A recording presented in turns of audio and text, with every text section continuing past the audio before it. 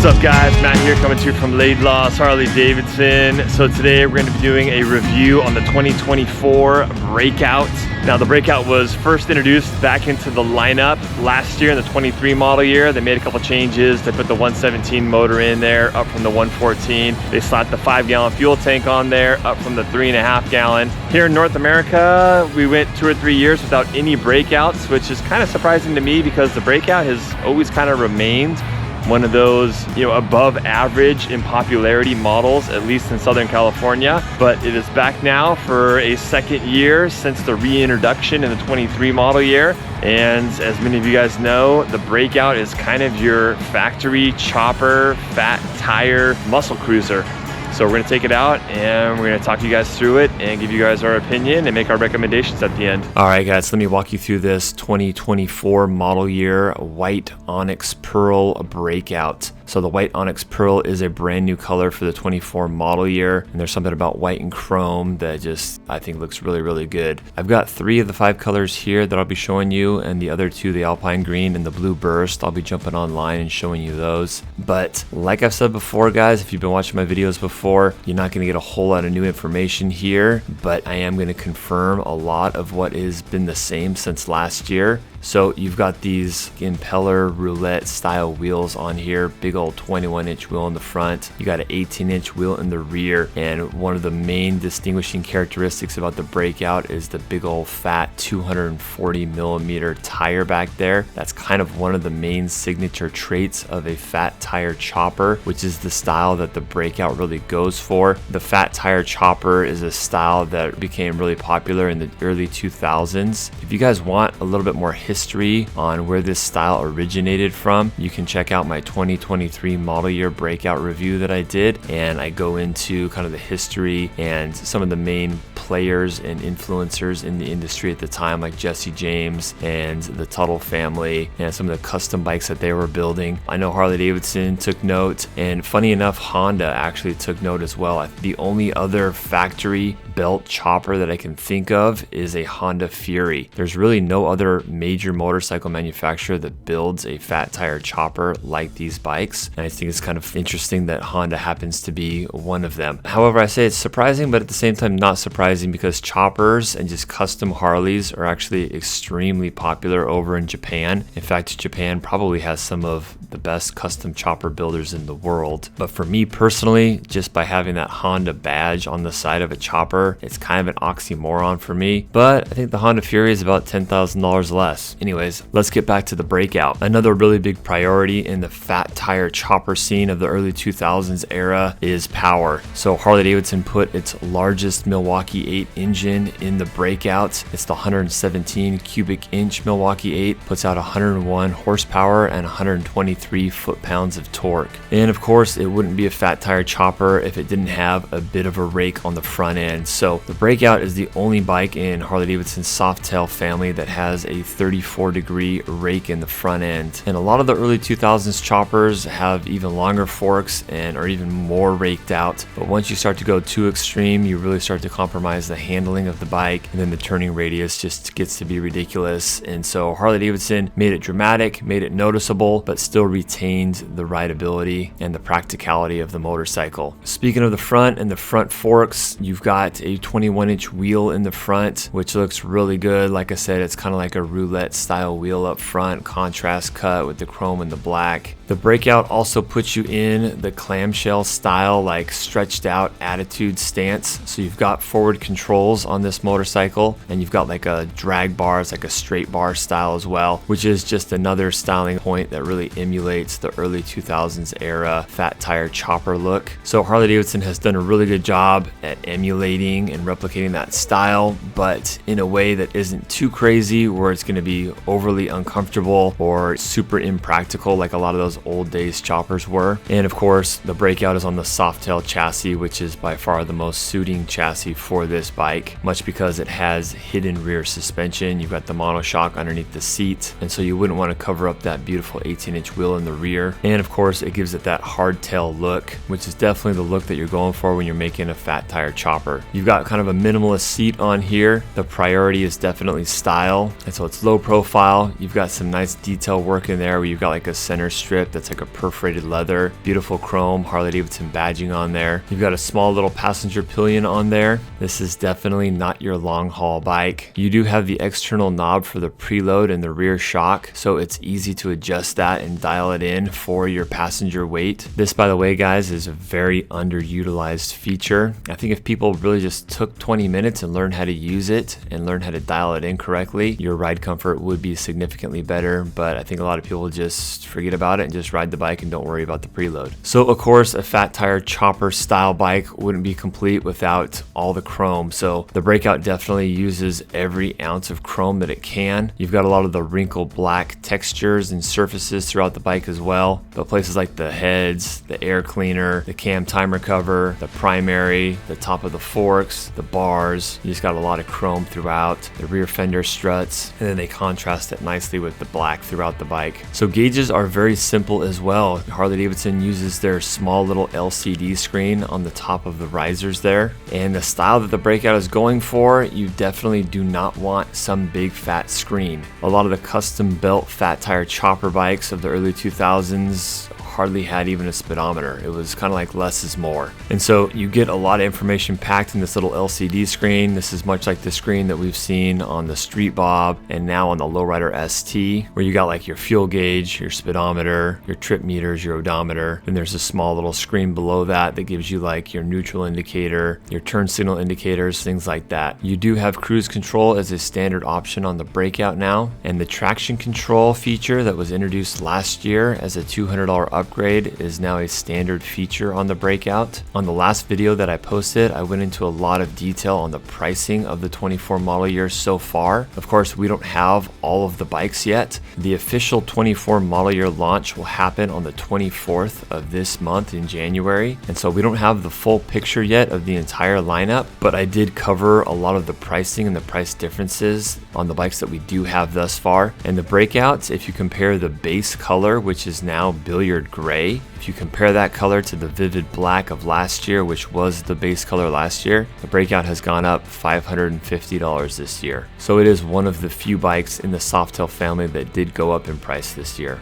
Gotta love that rear wheel, the big fat stance on it. If you look at it at the right angle, you just have a lot of that surface area and the inner rim just looks really good. You've got a heavy breather style air cleaner on here. Again, any part that Harley-Davidson could throw at it that gives it that real performance muscle cruiser feel and look. You got an LED headlight on here, which is unique to just the Breakout. There's no other bike in Harley-Davidson's lineup that shares this light, with the exception of, I believe, the original Livewire. So kind of an interesting fun fact there for you. But besides the Livewire, there's no other cruiser with the M8 motor that shares the headlight. And I feel like it was a very nice choice on Harley-Davidson's part, because a lot of the custom choppers that I keep referring to had just a really small bucket light on the front of the chopper. That's definitely a less is more play on these choppers. You never really saw any of the big over-the-top housings, for example, like on a Fat Boy, where you have like that freight train nacelle. You never saw any type of nacelle work on a chopper like this. So you got a small footprint for your headlight, and it packs a serious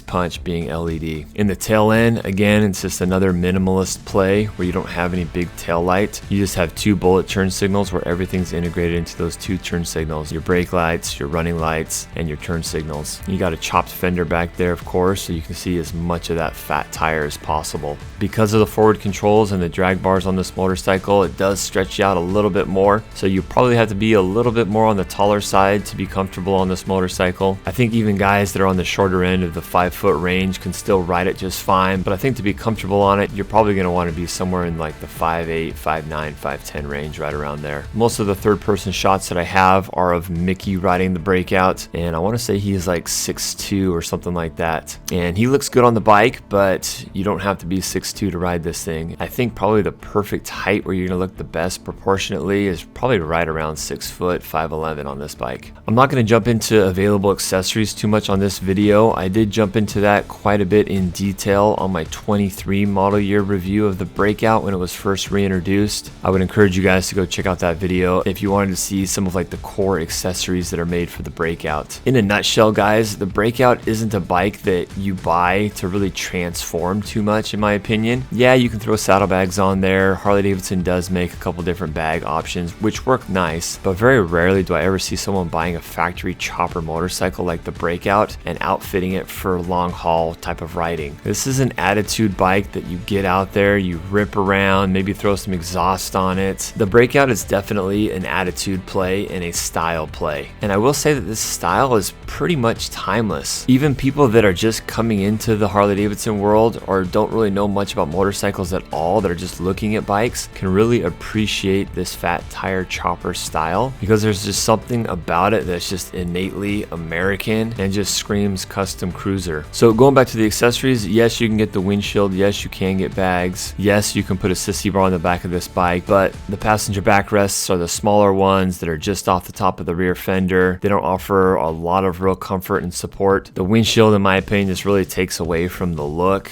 and so I would use a windshield on this bike sparingly. The bags, once again, it just kind of takes away from the appeal of this bike. The Breakout is all about accentuating the main attributes of a fat tire chopper, and that is the wheels, the tires, the bars, the stance, the big motor, and the chrome. But anything else other than that, you just want to hide it. You just want it there for functional purposes or whatever it may be, but you don't really want to draw much attention to it.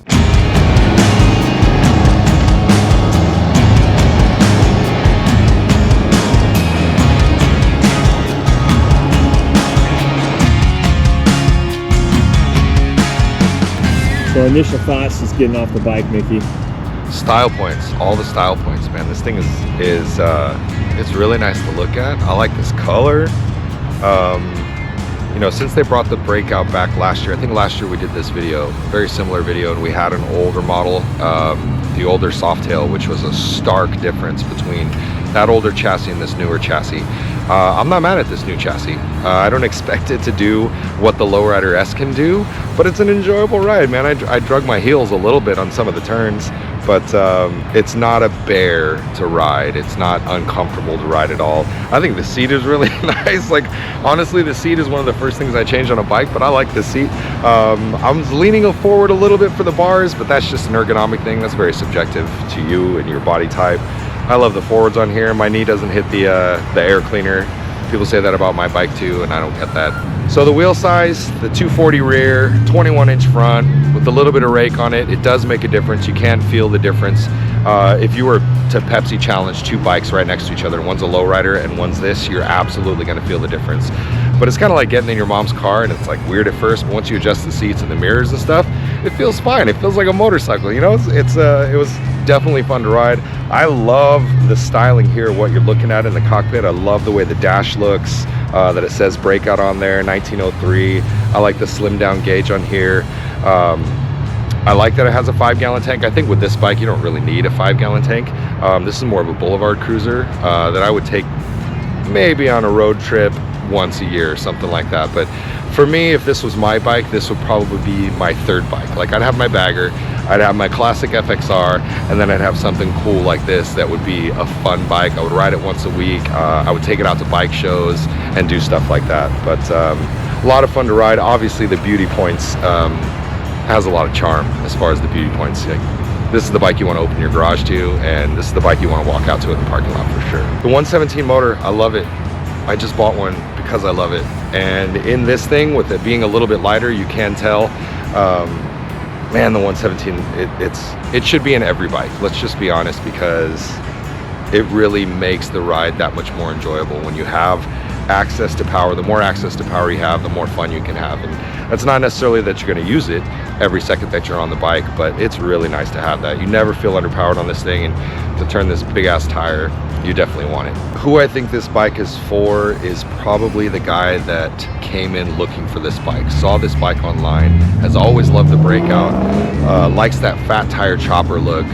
This thing is a showstopper right out of the gate, and that's who this bike is for. It's probably not for the guy that needs to be convinced that a Breakout is a good bike. I think this bike is a very niche bike, and I think it fills the niche very, very well. Like, Everybody that I've sold a Breakout to, all my Breakout customers, absolutely love their bikes. Are they smashing 30,000 miles a year? Absolutely not. But for what this bike does, it really does give you that character feel. It kind of scratches that Harley itch that you want out of a big twin, out of a big kind of muscle, fat chopper style.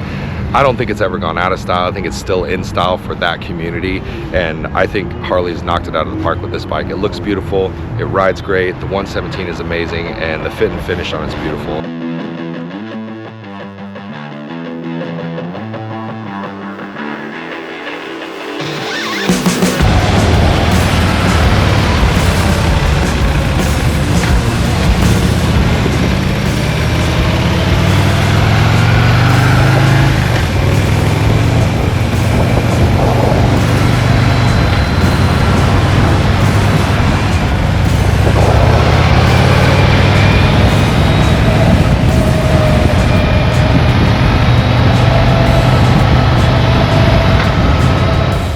All right, let's jump over to the website real quick so I can show you guys the 2 remaining colors and point out a couple other things that answer questions that get asked a lot. So this is called the Alpine Green, and this is considered a premium color. Billiard Gray is your base color with no upcharge, so the base color is $22,499. For the black, it's an extra $350, and then the other 3 colors are considered premium plus colors. And the first one you've got is the white onyx pearl, and then you've got this blue burst here, and then you've got the Alpine Green. So those are the 5 colors.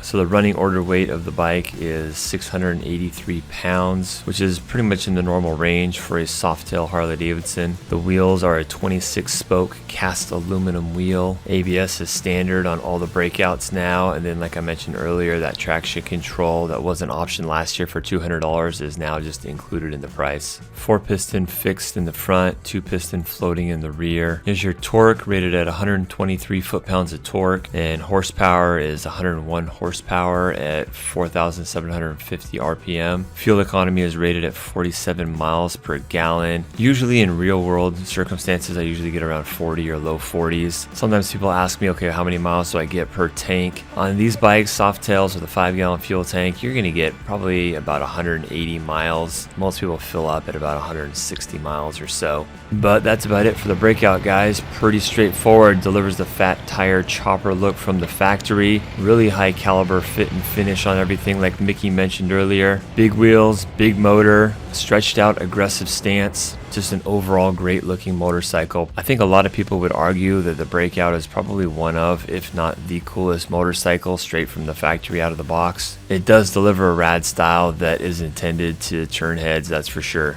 Thanks a lot for tuning in to the 2024 model year Breakout review, guys. As always, if I didn't cover anything, you have any questions, feel free to leave it in the comment section below. I try to get back to everybody that has a question in the comment section. If you're looking for a new or used Harley-Davidson in Southern California, make sure you check us out here at Laidlaw's Harley-Davidson. Stop by and say hi. Make sure you hit that subscribe button and like the video if I was able to help you out. We'll see you on the next one, guys. Later.